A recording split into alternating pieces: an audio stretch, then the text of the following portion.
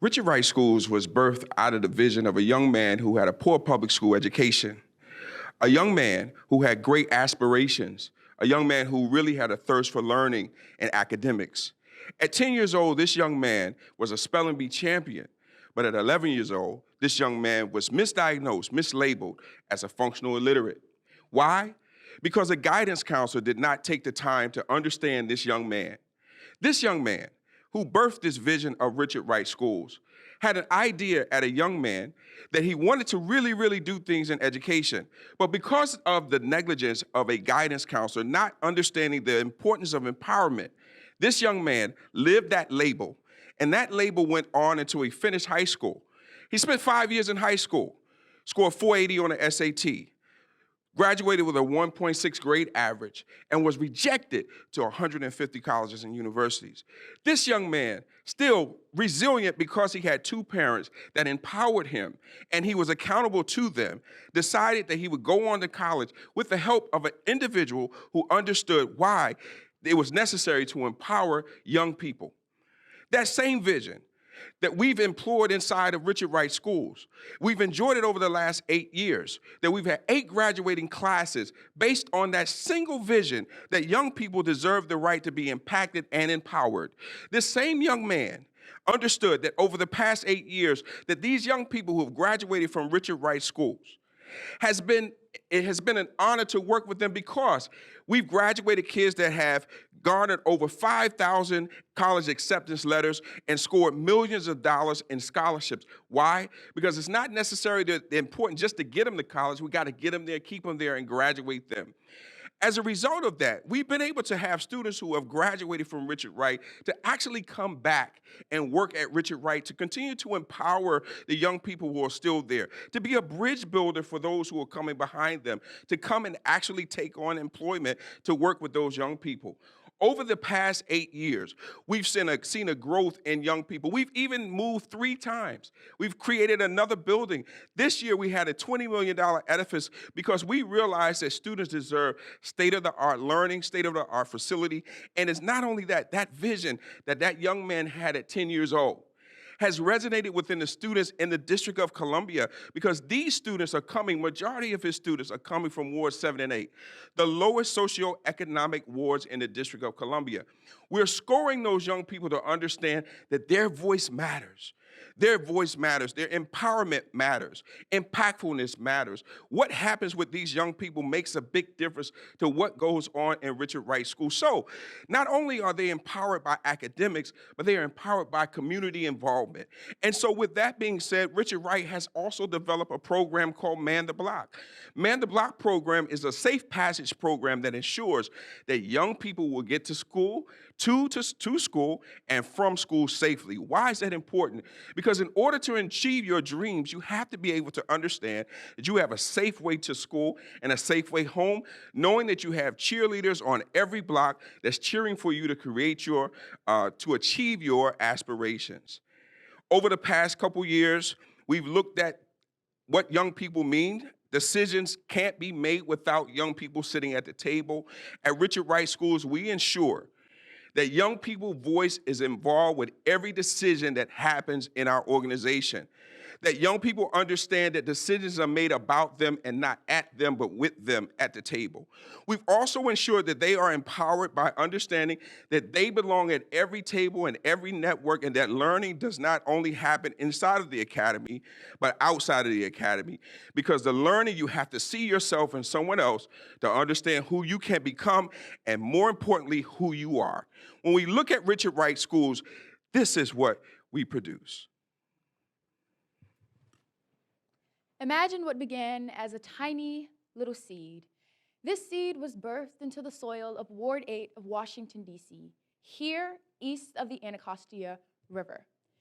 This little seed endured many trials and tribulations, including food desertification, gun violence, and the loss of many friends. Many people had prejudged and mislabeled this ward. They figured that kids that arrived from this place would never amount to anything, they would never graduate, and they would never meet many successions. But I'm here to tell you today that this is wrong. This little seed had just arrived within the wondrous world of high school. She found herself on M Street southeast of Navy Yard in Washington, D.C., in front of a purple and blue castle. I know it sounds crazy. She was holding her mom's hand, and she wondered, I wonder what lies ahead of here. She walked into the doors, and immediately she met a man named Dr. Marco Clark. She saw students with R's on the right of their shirt with their names underneath, and she wondered, how did they get those shirts? How did they get their names on shirts, and how are they escorting me around? Normally it's staff. She walked up to Dr. Marco Clark, and she asked him, how do I get this shirt? And he told her, continue to be a leader and make yourself stand out, and that is what you'll get. So each and every day, this tiny little seed pushed herself. She pushed herself because she knew that she had something that she wanted to earn, that she wanted to gain. Much before this in middle school, she never pushed herself. She never made the best grades. She wasn't reading on proper grade level, and no one was there to motivate her. Staff and administrators never even took the time out of their day to get to know her name or understand her. So what is there to be excited about? What is there to learn? What is there to push students to want to get up and get out of bed every day and want to do their very best? So she kept pushing herself, and she made herself stand out. And in that spring of her ninth grade year, which most students typically don't do, she received her R shirt. She received her ambassador shirt, and she had her name on the shirt, and she was proud. She had something to push her and something to motivate her. And each and every day, she began to push herself, and she began to boast into new opportunities that she had never once gained before. And mind you, this little girl had a shell. She never was able to raise her hand in front of the crowd. She was never able to talk in front of people. And her mom had to keep reminding her every day that your name is Sky Ali. It's not Sky. And that you need to answer those questions on the board, because how will you understand if you don't raise your hand? And so it all changed one day. It all changed because of Richard Wright and this purple and blue castle. And she began to obtain straight A's, something that had never been done in her family before at all. She had begun receiving opportunities like anchoring the news of ABC Channel 7, interviewing Susan Taylor, the chief editor of Essence magazine, even being a student ambassador and just anchoring the news at her local newscast. She had discovered things about herself that she had never once knew before, and that was that she wanted to be the world's renowned next journalist, mayor of the District of Columbia, and even open up her own funeral home. And she had never knew this before because of them. They are what led her to discover her passions, and they are what believed in her. And there was someone that had told me, trust yourself, believe in yourself, because you're going to obtain high goals and ambitions one day because of who you are. And he had told her, I see the moon and the stars for you. So now she stands in front of you as she sprouts her petals and she gains her own distinctive colors. She seeks to leave a life-lasting impression in each and every room that she walks in, because she knows that there's a special journey and a special expedition for her in the Garden of Richard Wright. And even now, she's headed to George Mason Honors College, and she is excited to become a forensic scientist as well, all because they had believed in her. There's truly no place to be like Richard Wright, and this is who we are. This is who we are. In 2010, Dr. Marco Clark asked me to help build a journalism and media arts program. My initial reaction, seriously, me? But I have a lot of skills, but I didn't know if I had the necessary skills to actually create a formative program. But Dr. Clark, if you know him, he has an indomitable spirit, an indomitable determination that is infectious, contagious, and it's infused in the culture of Richard Wright, infused in the staff, in the students, in the graduates, in the families, in the parents, in the partners, and the organizations. I have seen waves of change in community over 2 decades with working with Dr. Clark, and that is who Richard Wright is. It is an incredible institution that is a game changer. And so in 2011, when we opened the doors to Richard Wright, to students, we had 2 flip cameras. I mean, I don't know if you know what flip cameras are, but they're pretty antiquated, and 2 point and shoots. But we are resourceful, and we built, and we grew, and we built, and we grew. And over 10 years now, we're in a brand new facility, a state-of-the-art facility, thank you, Building Hope. And we are just rocking it. Our students have a plethora of opportunities, unimaginable.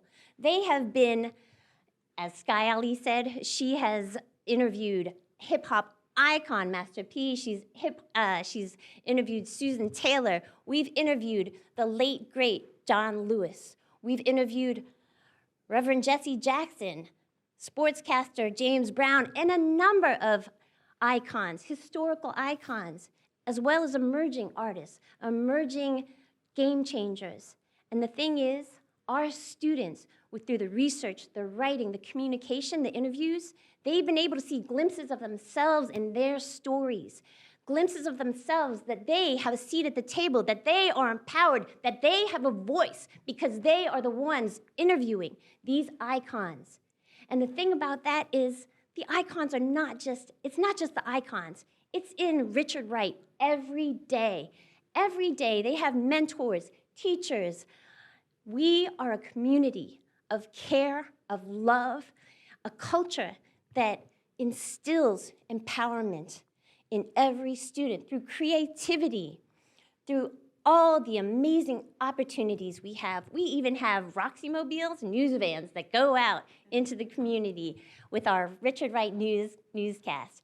I mean, we are a legacy of learners and of leaders. And as Dr. Clark said, we have alumni who have come back and are feeding our ecosystem because we are an ecosystem that will continue to thrive and grow and become a legacy of game-changing positive energy in the future.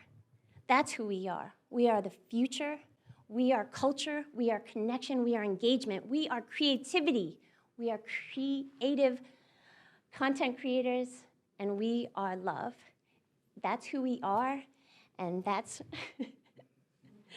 who we continue to be. Thank you for the opportunity, and thank you for becoming part of our community to make educational wave for the future. We are Richard Wright. Woo!